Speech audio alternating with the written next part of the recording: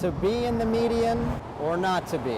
That is the question for Portland's panhandlers. The real letdown comes when most of them are reassigned to Portland and grabbing their bag at the jetport, but an actual video game app to download. The upgrades on and around Dean White Court haven't really taken away from that vintage feel.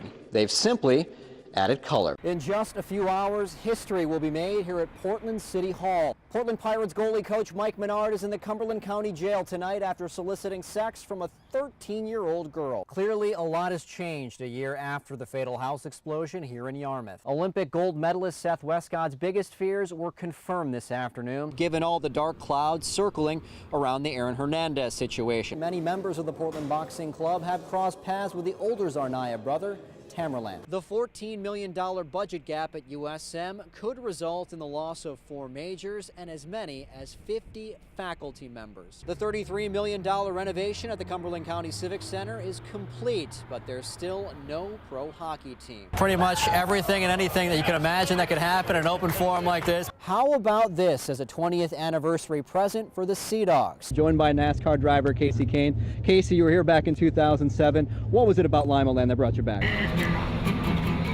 It's not unusual to see something out of the ordinary in Portland's Arts District, but this really stands out.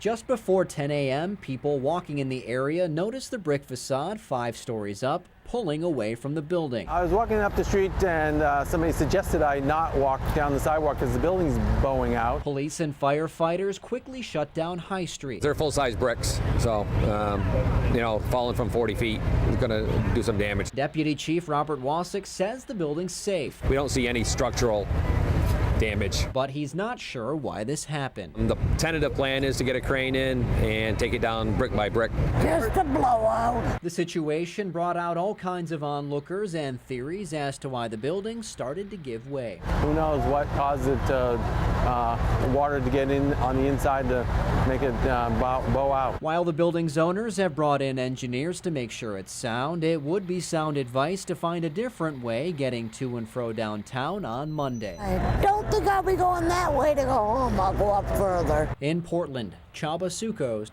News Center.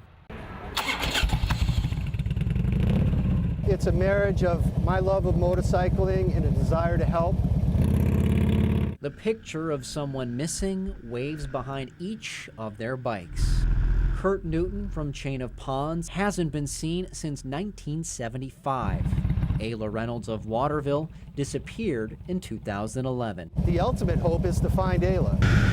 Dozens more who have disappeared in New England were represented during Saturday's event. Any type of thing we can do to get in touch or to help you guys out. Oh, thank you. The faces haven't been forgotten, thanks to Lost and Missing. Thank you. An organization dedicated to keeping those cases in the public eye. For the most part, usually, if they are located safely, the large majority of them are located by the actual public. Somebody makes recognition. The Ride for the Missing is the first ever attempt by the organization to get bikers to drive the awareness. I know, it's exciting. We love to ride, so might as well do some good while we're at it. In Lewiston, Csaba Sukosd, News Center. If you were running late after the long holiday weekend, you may have caught a break on your commute. Crews with the Maine Department of Transportation began posting increased speed limits along several stretches of highway early Tuesday morning. The facts is that they're already driving no speed.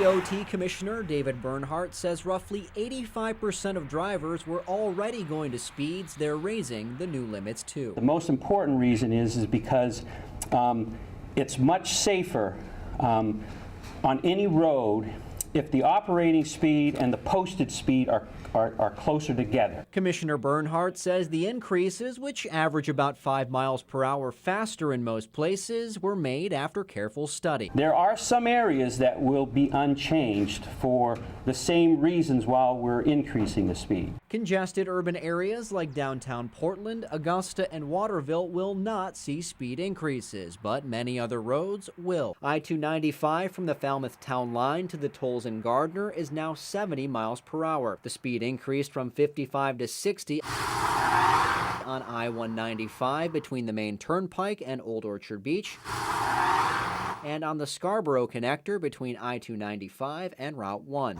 The speed limit on the Turnpike connector in South Portland went up 5 miles per hour to 55. A section of the coastal connector between Brunswick and Bath went from 55 to 60. And Interstate 95 north of Augusta all the way to Bangor is also now 70 miles per hour, save for an 8-mile stretch in Waterville. With the increased speed, it's going to be more important that you have more distance between you and the vehicle in front of you.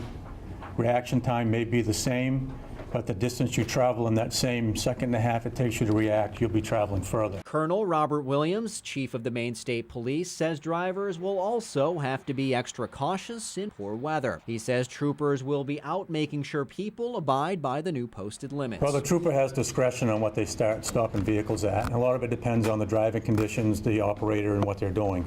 So that varies throughout the state and by officer. So too will the speed limits along Maine's highways. So drivers need to pay attention and not just set it and forget it. In Augusta, Csaba Sukosd, News Center. When it comes to sports, there's no such thing as a fan being too old or too young.